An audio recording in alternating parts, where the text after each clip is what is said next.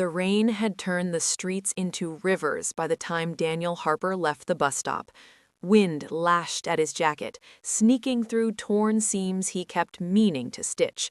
His boots squelched with every step, water soaking through the soles.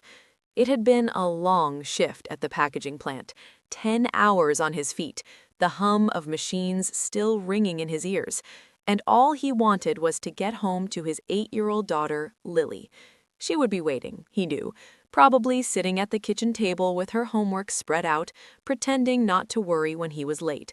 Since her mother passed 2 years earlier, Lily had learned to be brave in small, quiet ways. Daniel carried the weight of that bravery with him every day. Thunder cracked overhead, close enough to shake the ground. Daniel pulled his hood tighter and turned down a side street to shorten the walk. That was when he saw him. An elderly man stood hunched near a flickering streetlight, soaked to the bone. His coat was too thin for weather like this, and he leaned heavily on a wooden cane, his hands trembling as he tried to steady himself against the wind. Cars sped past, spraying water, their drivers too busy or too wary to stop. Daniel hesitated. He thought of Lily, of the groceries he still needed to buy, of the overtime he hoped to pick up next week. He thought of how late it already was. Then another gust of wind nearly knocked the old man off his feet. "Hey!" Daniel shouted, jogging over. "Sir, are you okay?" The old man looked up, rain streaming down his lined face. His eyes were sharp despite his age, calm, observant. "I will be," he said, his voice steady but strained. "Just misjudged the weather." "You shouldn't be out in this," Daniel offered his arm. "Where are you headed?" "Not far," he replied, "but far enough." Daniel smiled despite himself. "Story of my life. Come on, there's a bus shelter a block away. At least get you out of the rain." They moved slowly, Daniel bracing the man as thunder rolled again. Once inside the shelter, the noise of the storm softened to a roar in the distance. Daniel shrugged off his jacket and draped it over the man's shoulders. "You'll catch a cold," the man protested weakly. "I've got a kid at home," Daniel said. "I'm already immune to everything." That earned a quiet laugh. They sat for a moment, listening to the rain. The old man studied Daniel with interest. "You didn't have to stop," he said. "Most people don't." Daniel shrugged. "Someone should." A bus roared past without slowing. The man sighed. "Seems my luck with buses is as poor as my timing." "Where do you live?" Daniel asked. The man hesitated, then named an address clear across town. Daniel frowned. "That's a long walk, especially in this." "I've walked longer, but not tonight." Daniel checked his phone. No new messages. Lily would be worried, but he could call. He exhaled. "Look, I don't have much, but I can call you a cab." The old man shook his head. "I couldn't ask that of you." "You didn't," Daniel said, already dialing. "I offered." The cab took nearly 20 minutes to arrive. When it did, Daniel helped the old man inside and handed the driver a few crumpled bills, money meant for groceries. The old man tried to protest again, but Daniel cut him off with a gentle smile. "Get home safe. That's payment enough." As the cab pulled away, the man pressed his hand against the window, his eyes glistening, not from the rain this time.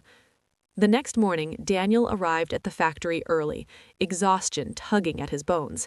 The storm had passed, leaving the air crisp and clean, but tension hung thick inside the building. Whispers spread across the floor, people huddled in small groups, faces tight with worry. "They say layoffs are coming," someone muttered. "Mr. Caldwell's been cooking the books, pocketing money while telling us the company's failing." Daniel's stomach sank. Mr. Caldwell, the plant manager, had always struck him as slick and smiling, the kind of man who shook your hand while checking his watch. If jobs were on the line, Daniel knew exactly what that meant for him and Lily. A sudden hush fell over the floor as a group of men in suits entered, followed by Mr. Caldwell himself, his face pale. At the center of the group walked an elderly man with a familiar cane. Daniel's breath caught. It was the man from the storm. The old man's posture was different now, upright, assured. He scanned the room, his gaze passing over workers and machines until it landed on Daniel. For a brief moment, recognition flickered, followed by a small, knowing smile. The suits gathered in the conference room. Tension stretched for an hour that felt like a lifetime. When the doors finally opened, the lead suit addressed the workers. "My name is Arthur Whitmore," the elderly man said, his voice carrying easily. "I am the founder and majority shareholder of this company." Gasps rippled through the room. "I have spent the past 6 months investigating reports of mismanagement and fraud. This morning, those findings were confirmed." Mr. Caldwell was escorted out without a word, his earlier confidence nowhere to be found. Arthur raised a hand, calming the crowd. "There will be no layoffs. This plant is profitable. Your jobs are safe." Relief broke like a wave. Some people laughed, others cried. Daniel stood frozen, heart pounding. Arthur's gaze returned to him. "There is one more thing." He stepped closer to Daniel, the room watching in silence. "Last night, in the middle of a storm, this man stopped to help a stranger. He expected nothing in return. Not thanks, not recognition." Arthur turned to the others. "That act reminded me why this company exists, not just to make money, but to serve people with dignity." He faced Daniel again. "Daniel Harper, would you join me in my office?" Daniel swallowed hard and nodded. Inside the office, Arthur gestured for him to sit. "You have a daughter," Arthur said gently. Daniel stiffened. "Yes, sir." Arthur smiled. "You mentioned her at the bus stop. Lily, wasn't it?" Daniel nodded, stunned. "I lost my son many years ago," Arthur said softly. "He would be about your age now. Last night, you didn't see an old man with power or wealth. You saw someone who needed help." Arthur slid a folder across the desk. "I need someone honest, someone who understands loyalty, not as a word, but as a practice. I want you as floor supervisor, effective immediately." Daniel's eyes burned. "Sir, I don't know what to say." Arthur stood and extended his hand. "Say yes." Daniel took it, his grip firm despite the tremor in his hands. That evening, Daniel walked home under a clear sky. The streets glistened from the rain, reflecting the warm glow of streetlights. He stopped at the grocery store and bought more than usual: fresh fruit, Lily's favorite cereal, a small chocolate he slipped into his pocket. When he opened the apartment door, Lily ran to him, wrapping her arms around his waist. "You're early," she said. Daniel knelt and hugged her tight. "Yeah," he whispered.